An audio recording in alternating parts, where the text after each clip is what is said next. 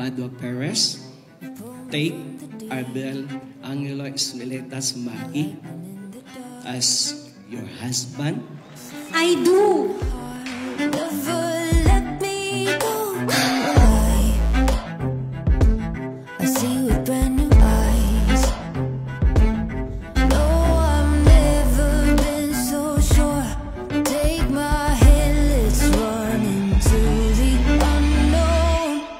This is the beginning. This is the beginning.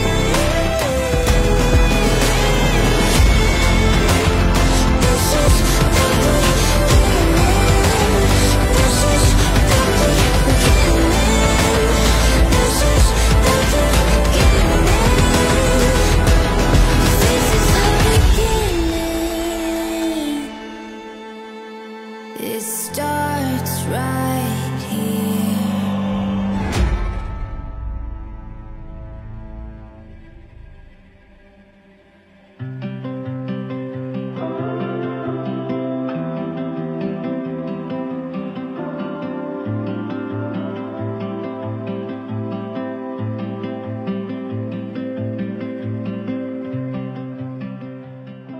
I think this is the right time na mag-try ulit ako. Kahit na LDR siya. Actually, long distance yung panliligaw. Pero doon nakita ko yung character niya, kung paano siya, kasi very family-oriented din yung kanilang pamilya. Long distance relationship, mahirap yan. Para lang yan sa mga matitibay. Hanggang sa sabi niya, kapit ka lang, it's not forever. Kapag nakilala mo siya, hindi mo lang mamahalan yung isang character, like lahat, buong pagkatao niya, buong personality niya.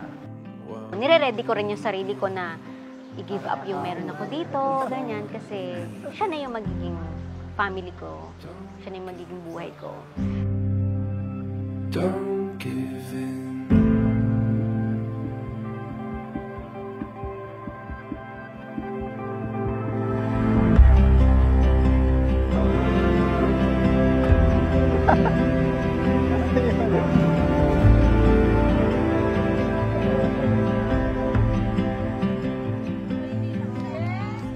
Naisip ko na sobra-sobra yung pagmamahal na binibigay niya sa relationship. Like, to the point na naisip ko na, am I giving the same amount of love? Kasi sobra talaga siya magmahal.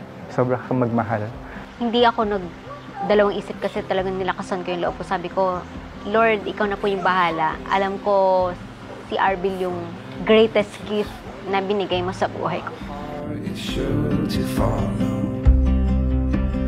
Over here, you can see much clearer.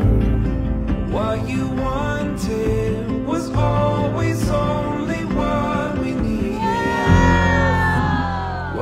Mabuhay. Gamitin mo ang sisidlan na ito para sa ating mga kayamanan.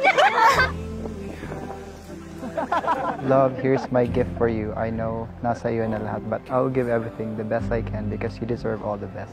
Can't wait for the honeymoon. Haha. I love you so much. You're the greatest gift from God. Love, your wife. And I'm grateful that you guys are my parents. Yay! And thank you for always supporting me. Yay! In all that I do. Thank you po. We love you. I love you po so much. Love you too, Love you anak. both so much.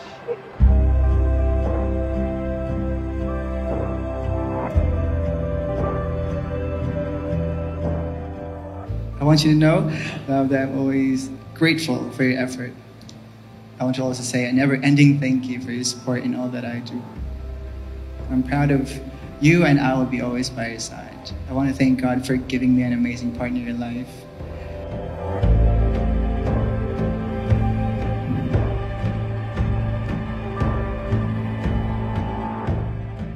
I feel so blessed and grateful to have you in my life. Especially nung dinala mo na ako sa Perth, super appreciated ko yung love and effort mo.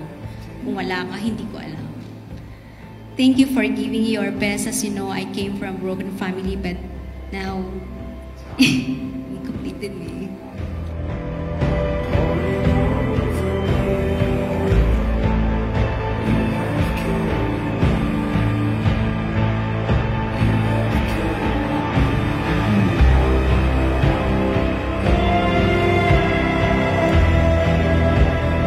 I love you and will always love you forever, love. You're the best husband in the world. With the Lord's guidance, I will do my best to protect you always, to defend you physically, mentally, and emotionally. I can't wait to spend the rest of my life with you. I love you now and I